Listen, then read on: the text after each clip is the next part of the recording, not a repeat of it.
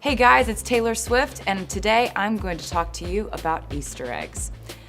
No, not the bunny pastel Easter eggs, although I really do love that aesthetic right now. I'm loving pastels. But yeah, Easter eggs that I'm going to talk to you about are the kind of cryptic message sending Easter eggs. When you're watching a movie or a music video and you notice something in the background, and that something leads to sort of behind the scenes information, that's an Easter egg.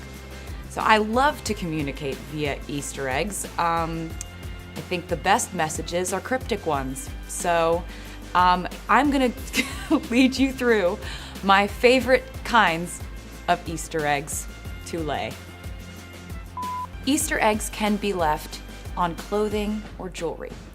This is one of my favorite ways to do this because you wear something that foreshadows something else, and people don't really usually find out this one immediately, but they know you're probably sending a message. They'll figure it out in time. Lots of examples of this exist over the history of my career, which I hope they have put near my face. A specific way you can leave Easter eggs is on nails. I'm not doing it right now. I just like glitter. But there was a specific occasion where I did a Spotify vertical video for Delicate, and I painted my nails the exact color tones that I wanted the next album to be. Some people picked up on it immediately, others picked up on it a few months down the line, but it made me feel nice to know that, you know, when you plan something that far in advance, it's kind of, you're actually kind of just flexing on planning. That's what an Easter egg really does. You're really just like, I planned this 2 years in advance.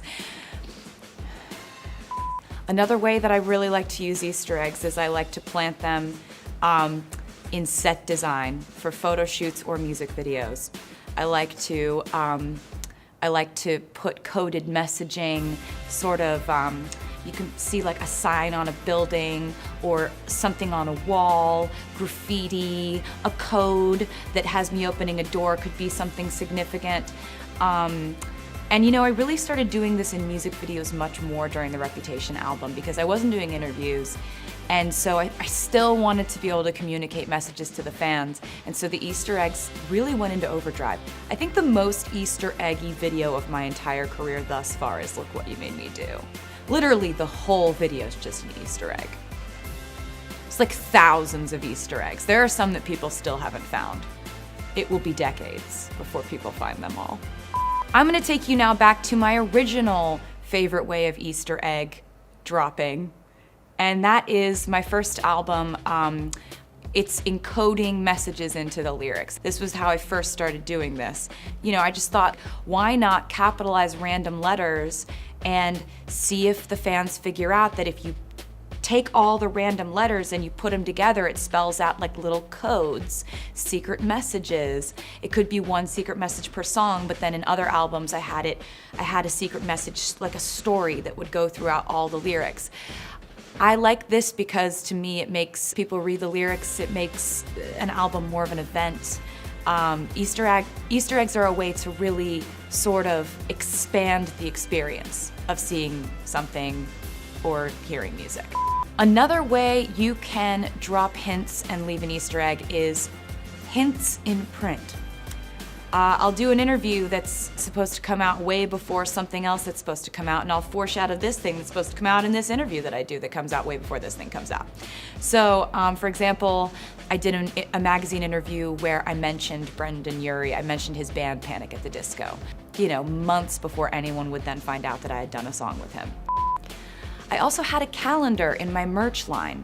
On this calendar, I made sure to put a wax seal stamp of a 13 on April 13th, because I had an idea ages ago that I wanted to do a 13-day countdown starting on April 13th. So many 13s. Anyway, people started noticing there's a wax seal on this date. What's going on with this date?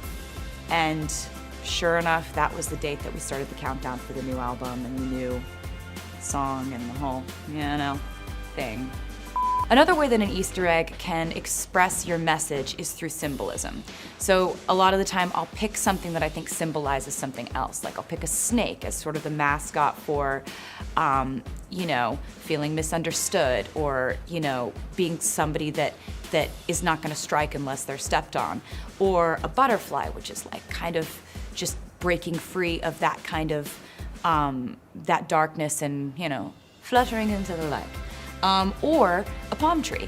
I did a post on my Instagram and I posted 7 palm trees, and I posted it on the day I finished my 7th album. And a palm tree symbolizes rebirth, new beginnings, positive energy. So.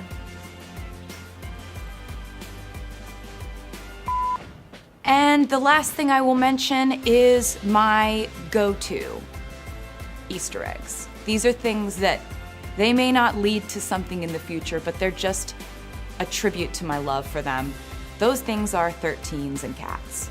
If you see a cat in symbolism in my Easter egg situation, that's just because I love cats. It's really it's that simple. Sometimes it means nothing other than just like reminding you how much I love cats. Also, the number 13, really close to my heart. I will pick dates. I'll pick really important dates just because the numbers of that date add up to 13. It rules my life. So, you know, any Easter egg fiend has their go-tos. Those are mine. So thank you so much for sitting down with me to talk about Easter eggs, which I'm sure I enjoyed much more than you did. My cover of Entertainment Weekly is out, so if you want to check that out, who knows, there could be Easter eggs all throughout that thing. You just, you know, you never know with me. See ya!